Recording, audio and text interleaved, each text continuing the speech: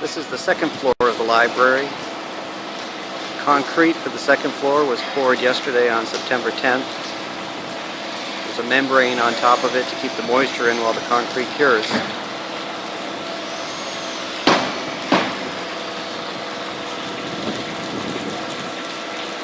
Water is from the concrete that was poured on the roof.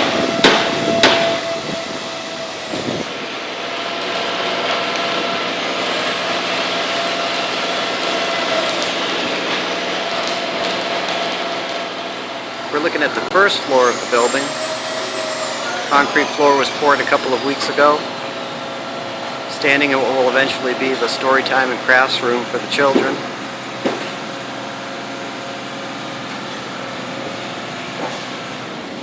Heading out from the children's area over towards the main part of the circulation area.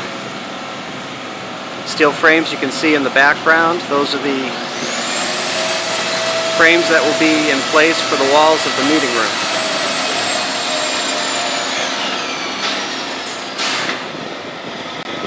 There's additional excavation work being done at the lower end of the property where the parking lot will eventually be.